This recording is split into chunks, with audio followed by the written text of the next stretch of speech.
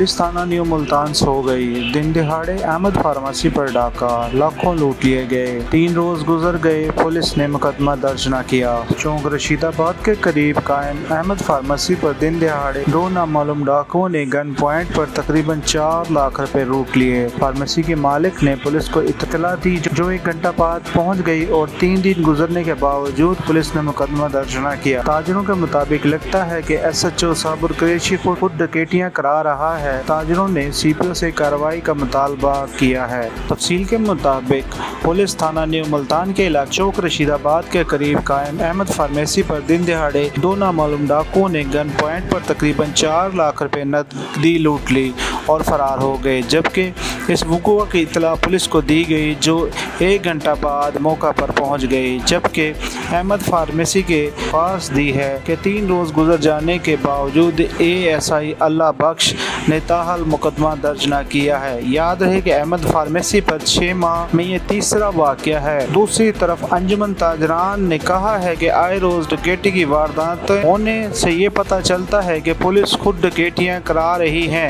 इन्होंने CPO से मुतालबा किया कि अगर फौरी तौर पर मुकदमा न दर्ज किया गया और डाकुओं को गिरफ्तार न किया गया तो ताजर सड़कों पर निकलने के लिए मजबूर होंगे।